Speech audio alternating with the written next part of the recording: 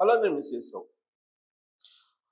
ఆరోగ్యం చెడగొట్టుకునే దానికన్నా ముందు జాగ్రత్తలు తీసుకోవడం better. Prevention is better than cure అన్నారు. సో కాబట్టి ముందు జాగ్రత్త చర్యలు తీసుకోవాలి. ప్రభుత్వం కూడా అదే ఆలోచిస్తుంది. కేంద్ర ప్రభుత్వం కూడా అత్యవసర సమావేశాన్ని నిర్వహించుకొని ప్రస్తుతం వస్తున్నటువంటి హెచ్ఎంపివి అనేటువంటి వైరస్ దాన్ని అడ్డుకోవాలంటే కనుక ఖచ్చితంగా ముందస్తు జాగ్రత్తలు తీసుకోవాలని కొన్ని మార్గదర్శకాలను కేంద్ర ప్రభుత్వం జారీ చేసింది రాష్ట్ర ప్రభుత్వాలకి. మరి రాష్ట్ర ప్రభుత్వాలు ఆ దిశగా ముందుకు వెళ్తున్నాయంటే ఖచ్చితంగా వెళ్ళాలి. ఒకవేళ వెళ్ళకపోతే కరోనా 2 సమయంలో చెల్లించినటువంటి మూల్యాన్ని చెల్లించుకోవాల్సి వస్తుంది. అందుకే ఇప్పుడు రాష్ట్ర ప్రభుత్వాలు ఆలోచిస్తున్నాయి. మరోవైపు శరవేగంగా చైనా వైరస్ దూసుకొస్తుంది. చైనా నుంచి హెచ్ఎంపివి అనేటువంటి వైరస్ ఇది ప్రత్యేకించి చిన్నపిల్లలకి అలాగే వృద్ధులకి వీళ్ళకి ఎక్కువగా అటాక్ అవుతుంది. శ్వాసకోశ వ్యాధులకి గురయ్యేటువంటి అవకాశం ఉంది అని చెప్పి తెలుస్తుంది. నెలల పిల్లలకి ఈ వైరస్ సోకింది గుజరాత్లో కానీ కర్ణాటకలో కానీ. ఇప్పటికీ గుజరాత్ కర్ణాటకలో నమోదైంది. ఎక్కువగా రద్దీగా ఉండేటువంటి ప్రాంతాల్లోకి మీరు తిరగద్దు వెళ్ళొద్దు అని చెప్పి ప్రభుత్వం చెప్తుంది. అలాగే మీరు చేతులు ఎప్పటికప్పుడు కడుక్కొని శుద్ధంగా ఉంచుకోండి పరిశుభ్రంగా అని చెప్పి చెప్తుంది. భౌతిక దూరాన్ని పాటించండి అని చెప్పి ప్రభుత్వం గైడ్లైన్స్ని జారీ చేసింది. మరి భౌతిక దూరాన్ని పాటించండి అంటే దాన్ని పాటించాలంటే ఏం చేయాలి? వర్క్ ఫ్రమ్ హోమ్ ఇచ్చాలి ఉద్యోగులకి. లేదంటే సమూహాలుగా ప్రయాణం చేయాల్సి వస్తుంది. మెట్రో రైల్లో ప్రయాణం చేయాల్సి వస్తుంది, బస్సుల్లో ప్రయాణం చేయాల్సి వస్తుంది. అప్పుడు పక్కన ఉన్నటువంటి వాళ్ళు షేక్ హ్యాండ్ ఇచ్చినా లేదంటే టచ్ అయినా కానీ ఒకరి నుంచి ఒకరికి ఈ వైరస్ సోకుతుంది అని చెప్పి ప్రభుత్వమే చెప్తోంది. ప్రభుత్వం చెప్తున్నటువంటి గైడ్లైన్స్ ప్రకారం నడుచుకోవాలంటే కనుక ఖచ్చితంగా వర్క్ ఫ్రమ్ హోమ్ అనేది ఉండాల్సిందే. ఇప్పుడు దీని మీద రాష్ట్ర ప్రభుత్వాలు తర్జన భర్జన పడుతూ ఉన్నాయి.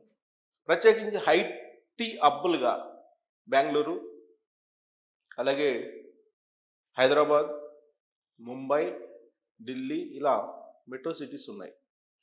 ఈ మెట్రోపాలిటన్ సిటీస్లో కొన్ని లక్షల మంది సాఫ్ట్వేర్ ఉద్యోగులు పనిచేస్తున్నారు, ఐటీ ఉద్యోగులు. కరోనా సమయంలో 2019 నుంచి దాదాపు ఇటీవల వరకు కూడా వర్క్ ఫ్రమ్ హోమ్ కొనసాగుతుంది. ఇప్పటికీ కూడా చాలా కంపెనీలు హైబ్రిడ్ సిస్టమ్ని కొనసాగిస్తూ ఉన్నాయి. కొన్ని కంపెనీలు వర్క్ ఫ్రమ్ హోమ్నే కొనసాగిస్తూ ఉన్నాయి. అయితే ఇన్ఫోసిస్ లాంటి కంపెనీలు మాత్రం ఖచ్చితంగా ఆఫీస్కి రావాల్సిందే, మీరు ఆఫీస్లో ప్రజెంట్ కావాల్సిందే, అప్పుడే ప్రొడక్టివిటీ వస్తుందని చెప్పి వాళ్ళు నమ్మారు. అందుకే వాళ్ళు కంపెనీకి రావాలని చెప్పేసి నోటీసులు పంపించారు. ఆ సందర్భంగా చాలామంది ఎంప్లాయీస్ రిజైన్ చేయడానికి కూడా సిద్ధపడ్డారు. మిగిలినటువంటి కార్పొరేట్ కంపెనీలకు కూడా ఇలాంటి ప్రతికూలమైనటువంటి వాతావరణం ఉద్యోగుల నుంచి వచ్చింది. దాంతో హైబ్రిడ్ సిస్టమ్ అని చెప్పి అలవాటు చేయడానికి ప్రయత్నం చేశారు. అంతేకాదు రాష్ట్ర ప్రభుత్వాలు ప్రత్యేకించి తెలంగాణ ప్రభుత్వం హైదరాబాద్లో ఐటీ ఉద్యోగులు ఉంటేనే రాబడి ఉంటుంది, అటు ప్రత్యక్షంగా పన్నులు కానీ పరోక్ష పన్నులు కానీ వచ్చేటువంటి అవకాశం ఉంది. కాబట్టి ఐటీలో ఉండేటువంటి కంపెనీలు ఐటీ ఉద్యోగులు రప్పించాలి అనే ఉద్దేశంతో రాష్ట్ర ప్రభుత్వం అప్పట్లో ఒత్తిడి తీసుకొచ్చింది. కేసీఆర్ ప్రభుత్వం ఉన్నప్పుడు ప్రత్యేకించి కేటీఆర్ ఒత్తిడి తీసుకొచ్చారు.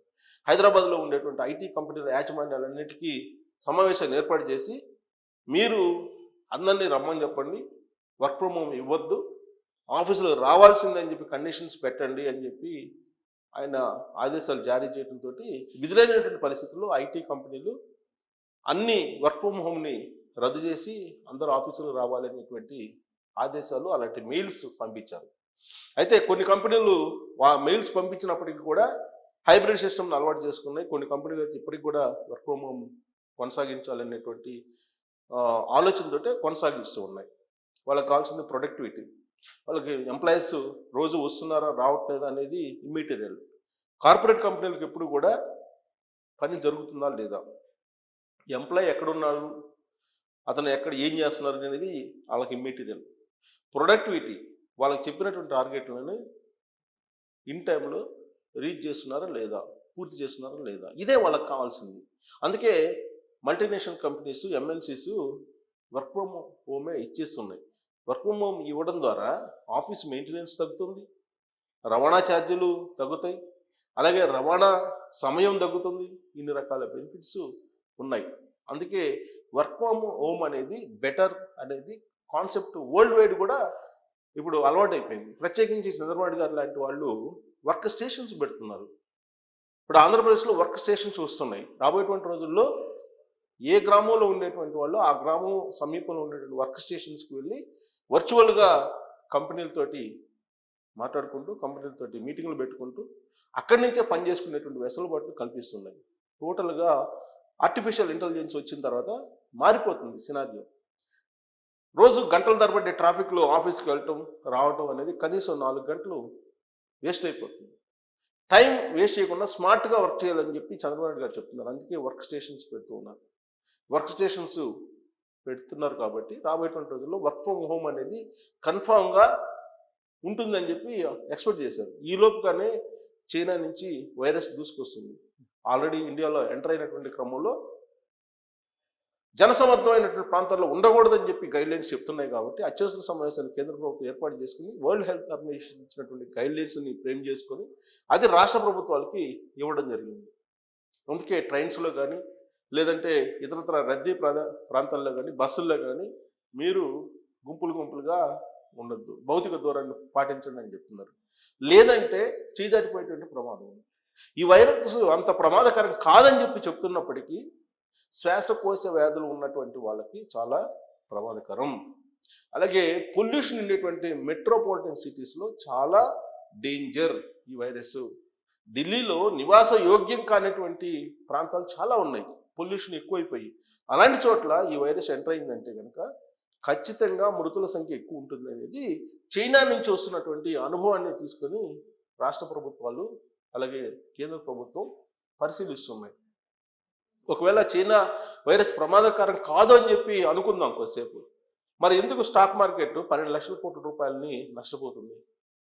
ప్రపంచ దేశాల్లో ఉన్నటువంటి పరిస్థితులన్నింటినీ అధ్యయనం చేసిన తర్వాతనే ఇన్వెస్టర్స్ ఇన్వెస్ట్ చేస్తూ ఉంటారు. ఎప్పుడైతే చైనా వైరస్ హెచ్ఎంపివి బయటకు వచ్చిందో, అది స్ప్రెడ్ అవుతుందో అమెరికాతో పాటు అనేక దేశాలకు కూడా స్ప్రెడ్ అయిపోయింది. అత్యవసర పరిస్థితిని ప్రకటించింది అమెరికా కూడా. అలాగే భారతదేశం కూడా అత్యవసర పరిస్థితిని ప్రకటించాలని చెప్పి వరల్డ్ హెల్త్ ఆర్గనైజేషన్ అనౌన్స్ చేసింది. పూర్తి స్థాయిలో ఇది స్ప్రెడ్ కాకుండా జాగ్రత్తలు తీసుకోమని చెప్పి చెప్తుంది. అందుకే ఈ వైరస్ తోటి భారీ నష్టం, ప్రాణ నష్టం జరగకుండా ఉండాలంటే వర్క్ ఫ్రమ్ హోమ్ ఐటీ కంపెనీలకు ఇవ్వాలి. ఎందుకంటే ఐటీ కంపెనీలో ఎందుకు ఇవ్వాలంటే ఐటీ కంపెనీలో ఎక్కువ మంది, దాదాపు హైదరాబాద్లో 10 నుంచి 13 లక్షల మంది ఉన్నారనేది ఒక అంచనా. ఈ 13 లక్షల మంది సిటీ నుంచి వెళ్ళిపోతే లేదా సిటీ నుంచి దూరంగా ఉంటే రద్దీ ఉండదు, ప్రయాణాలు ఎక్కువ రద్దీ ఉండదు, ప్రయాణాల్లో భౌతిక దూరాన్ని పాటించడానికి అవకాశం ఉంది. అలాగే వర్క్ ఫ్రమ్ హోమ్ మిగిలిన రంగాలు కూడా, ఒక ఐటీ సెక్టర్ కాదు, మిగిలిన రంగాలు కూడా వీలున్నంత వరకు వర్క్ ఫ్రమ్ హోమ్ ఇవ్వాలి, ఉద్యోగుల్ని ఇంటి నుంచి పనిచేయించడానికి వెసులుబాటు కల్పించాలి అనేటువంటి ఆదేశాలు ఇప్పుడు కేంద్ర ప్రభుత్వం నుంచి వస్తూ ఉన్నాయి. రాష్ట్ర ప్రభుత్వాలు ఇంప్లిమెంట్ చేయాల్సి ఉంది. ఒకవేళ ఇది చేయకపోతే కనుక రాబోయేటువంటి రోజుల్లో హెచ్ఎంపివి అనేటువంటి వైరస్ పిల్లలకి అటాక్ అయ్యే అవకాశం ఉంది. అలాగే వృద్ధులకు అటాక్ అయ్యేటువంటి అవకాశం ఉంది. ప్రాణాలు కోల్పోయేటువంటి ప్రమాదం ఉంది.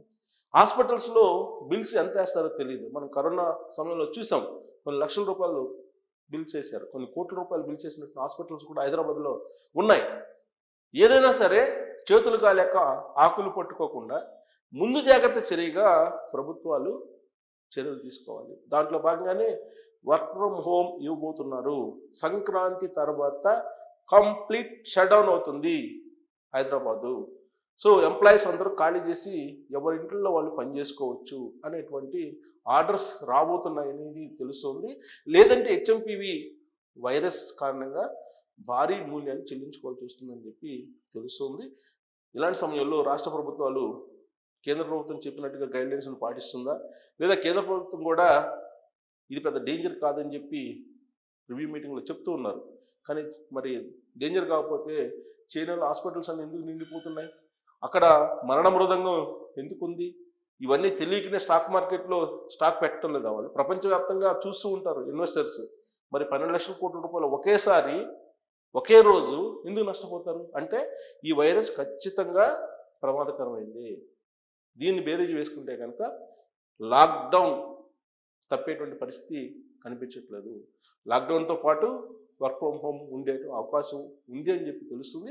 మరి ప్రభుత్వాలు వాళ్ళ ఆదాయం కోసం, వాళ్ళ రెవెన్యూ కోసం ప్రజల ప్రాణాలని బలి తీసుకుంటాయా, లేదంటే వర్క్ ఫ్రమ్ హోమ్ లాంటివి పెట్టి లాక్డౌన్ని అనుసరిస్తాయా అనేది మనం చూడాల్సి